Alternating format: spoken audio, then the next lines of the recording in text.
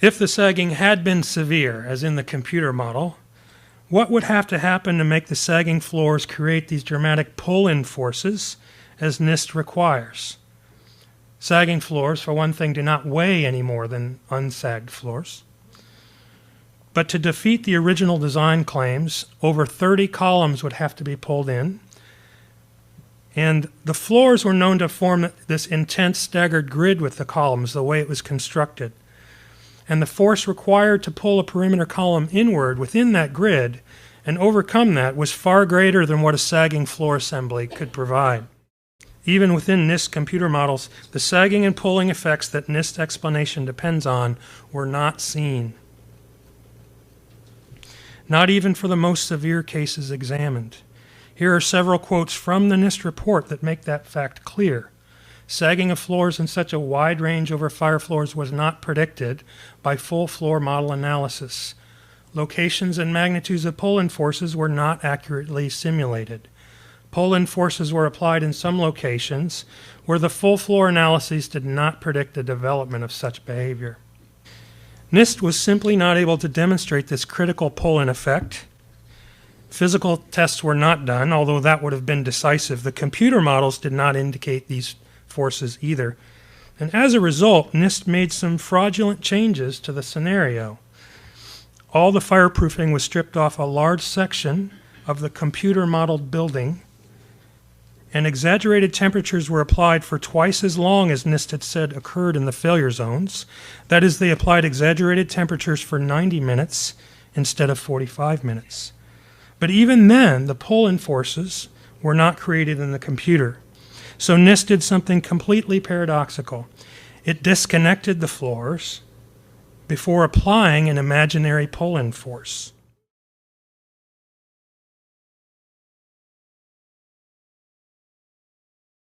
Now, you say that NIST introduced this artificial force. Now, Kevin Ryan calls it an imaginary force, and this is of 5,000 pounds of imaginary force to each perimeter column because their computer models weren't giving them the results that they were looking for. Now, is it as bold as that? They were just adding something to make it work. Yeah, they actually did that, and they said they had pictures of the columns being inwardly bowed on the south face of the North Tower 22 minutes before collapse. There's no video that I know of that shows that. So when they did their model, their finite element model, and they sagged the trusses on the interior, they did not pull the exterior columns inward. So they said because they had this picture showing it, that they're claiming occurred 22 minutes before, they said, well, we're going to put this load on there that we think happened somehow, but they don't have any evidence of it, to cause that inward bowing. And that's what they did. So they just needed it, so they plucked it out of the air. That's right. That's exactly right. It's a circular argument.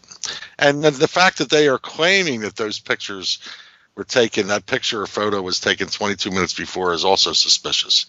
Because the Twin Towers wouldn't take it down the same way as Building 7. You pull the core, and that pulls the exterior inward. So the exterior columns were certainly pulled inward, but it was when the collapse occurred. As we have seen, there was a bowing of the facade, but the trusses didn't have any strength of their own to cause such a massive bending of the external structure. If explosives were used, however, and this part of the core structure was made to collapse first, then the trusses would have had enough strength to pull along the facade and to initiate the global collapse.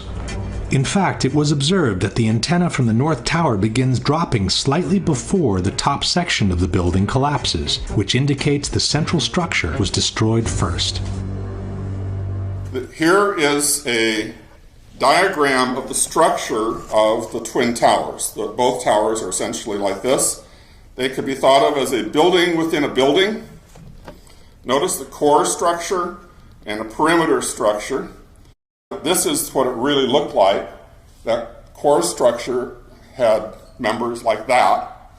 This is not little spaghetti strands that are going up the center of the building. This is a very substantial core structure. And then these are the floors. And then there's floor structures underneath. There are girders under here that, I guess you'd call them trusses under there, that support the floors. These are what the perimeter columns are like. There are 3 stories at a time in these wall units, So this one that's being hauled up over here is 3 stories tall, 14-inch square box columns, about a meter apart, and each one of these is about, I think, about 4 tons. They vary depending on how high they were in the building. Okay, this is, by the way, a diagram of the trusses.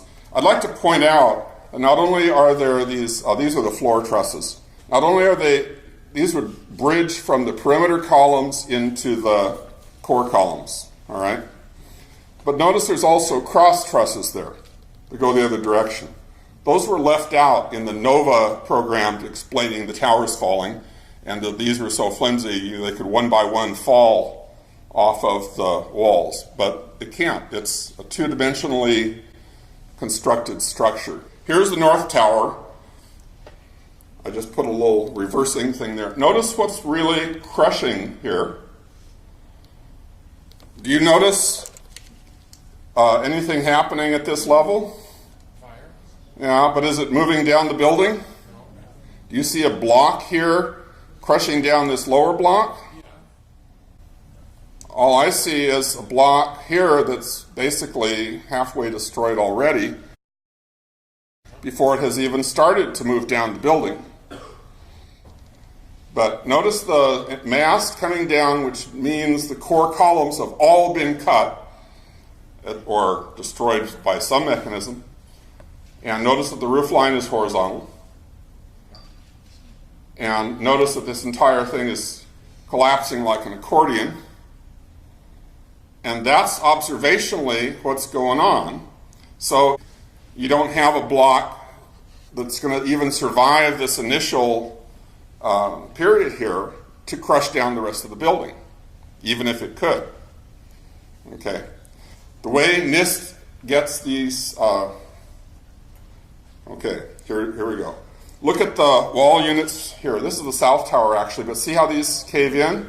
Yeah, when the cord goes, it pulls them in. But notice that it's happening simultaneously. Here's a corner, and as this starts coming down, the top section of the building is starting to come down. That is when these columns flex inward.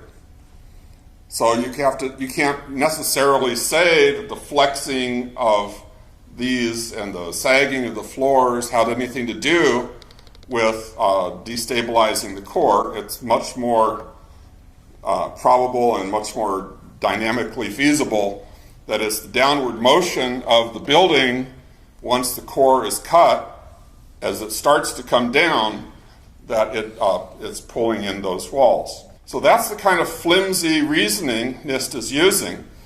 And it basically says, well, if you have these floors sagging enough to pull those wall units in, it's very hot in there. And somehow that heat caused those columns to fail. And it's a lot of hand waving. There is no evidence of temperatures due to the natural kinds of non-assisted temperature sources that would get those columns to fail.